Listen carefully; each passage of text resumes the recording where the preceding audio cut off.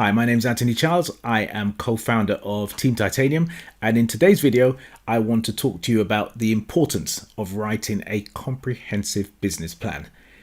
Anybody who knows me, you know I'm a huge fan of business plans, and even though I can see some merit in the one-page business plan, and I'm going to be doing a video on that shortly, I think having a comprehensive business plan is really, really important. So let's talk about the components of a comprehensive business plan. Not all of them, but some of the important components of a comprehensive business plan, and we'll look at some of the pros of having one. So first and foremost, what does a business plan do?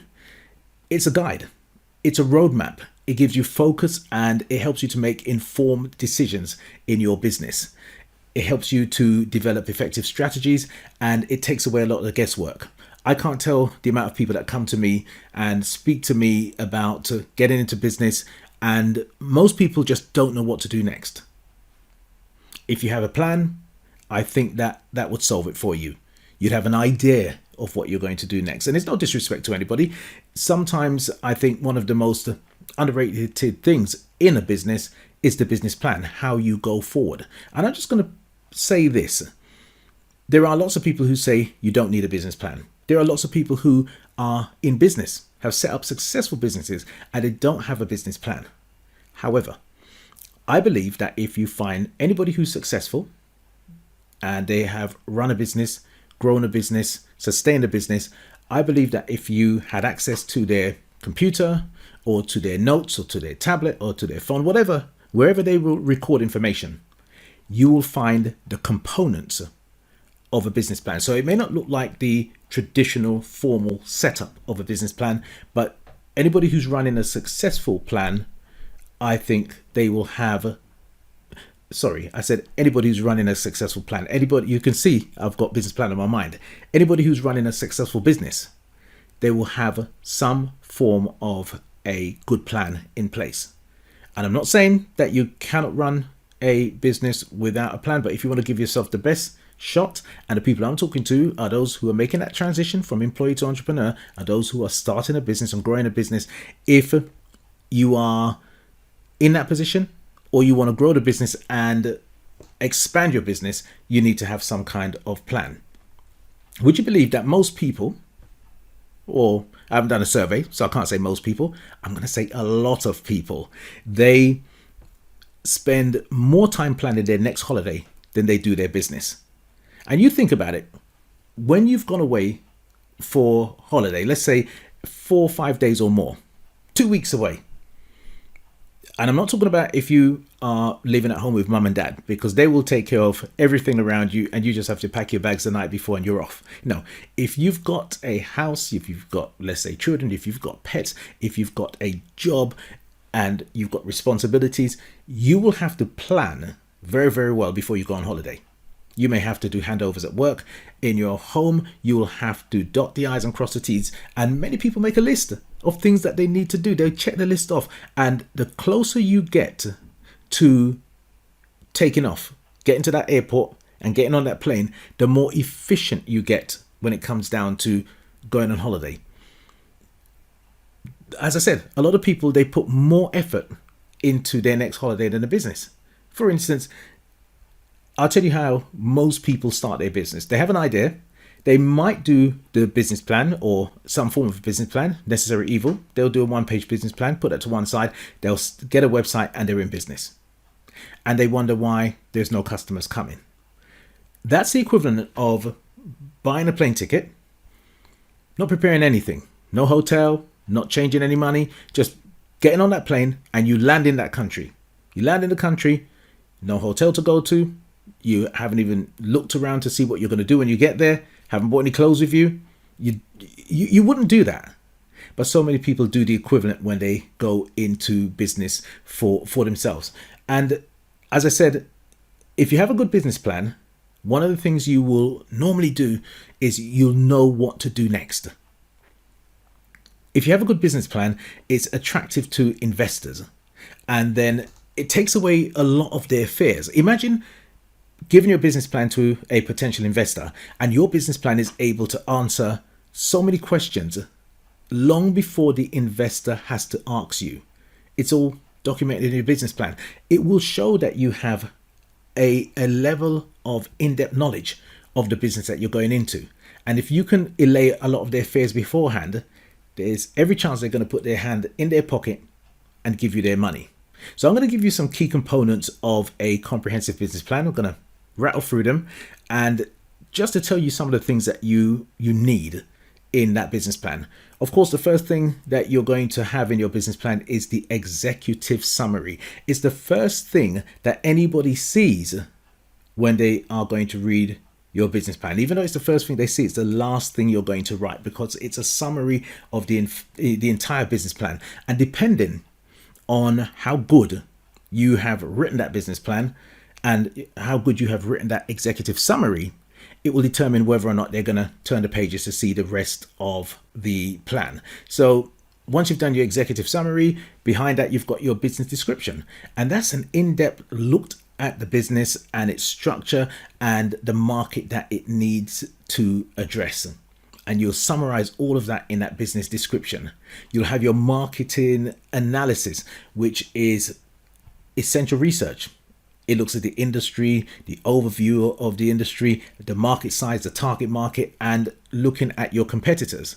And I put competitors down because a lot of times I say to people, who are your competitors? And they don't really look at where they could lose business from. And let me just say, you're not going to compete with every competitor. Sometimes you can coexist with your competitors. Sometimes you can collaborate with your competitors. Sometimes you've got to crush them if you can. But look, I'm going to give you an example of a business that we had in the UK many, many years ago.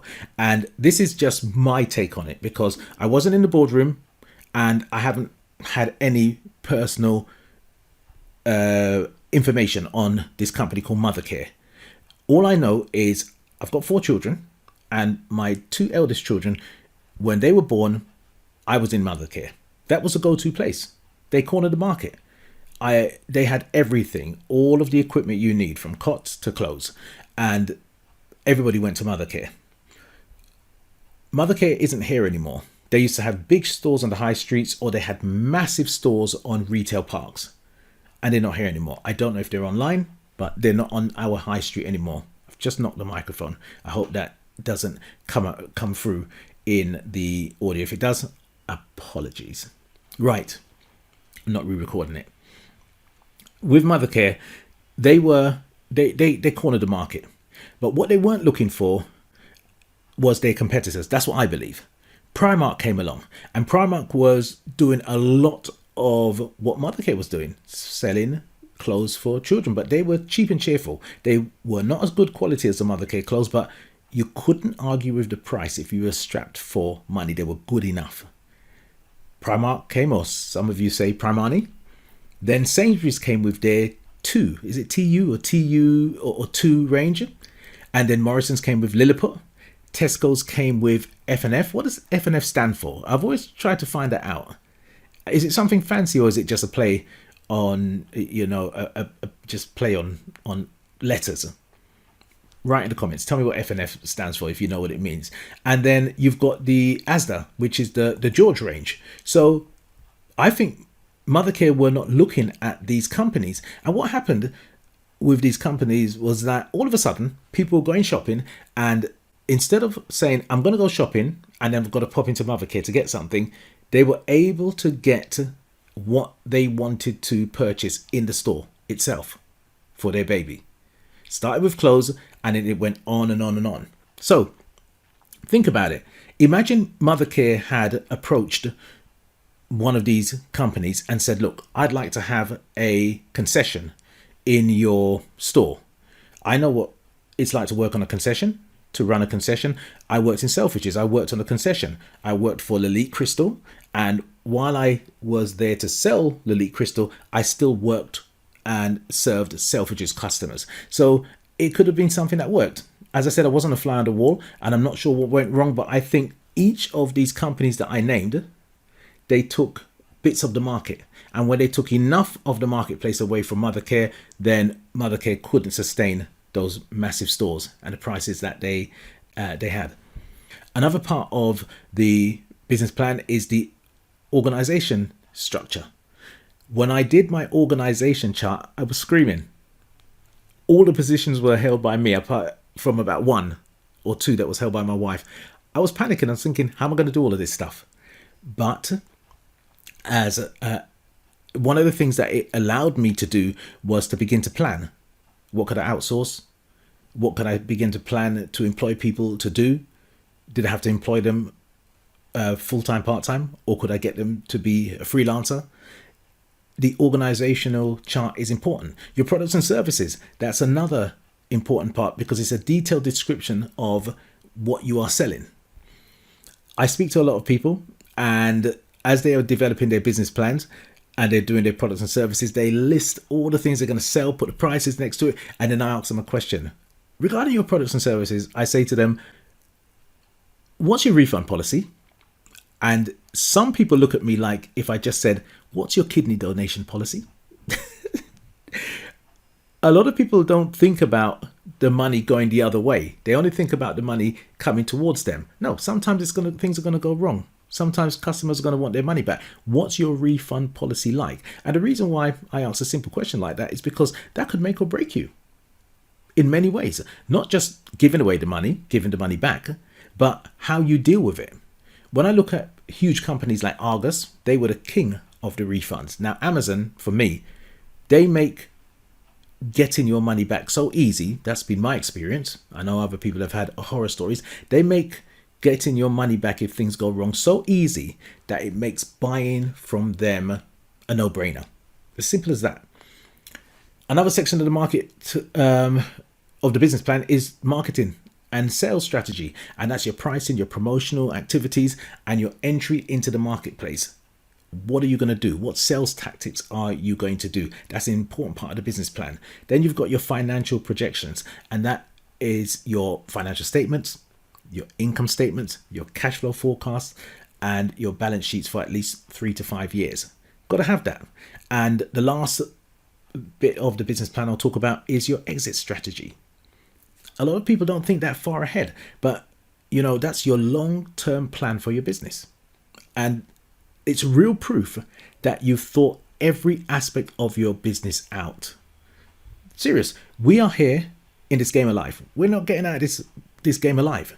So if you've got a business, no matter how successful it is, there's going to be a time when you're not going to be here. So what is your plan? And having those components, and there's many more, will really expand your mind and your knowledge about the business that you're going into. A lot of people have skills, they have talents, or they have fantastic products, but they have trouble turning those skills and talents and those products into money. And a business plan will help you to do that. So I hope this was useful to you. If you're thinking of getting into business, or if you are already in business, I want to give something to you. If you look underneath in the descriptions underneath, I'll put a link down there for our 20 question risk assessment. And it's just a simple 20 questionnaire business risk assessment, and it will help you to know whether or not you are actually ready to get into business. It'll take you about 5 minutes to complete it, and I tell you, if you do complete it, it's going to save you absolute thousands, and it will save you a lot of time.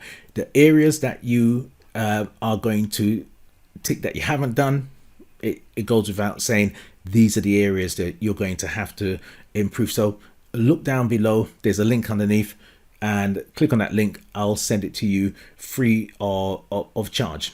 Won't take you long to do, but it will save you a lot of time and money. So I hope that you found this video useful. I've had fun doing it.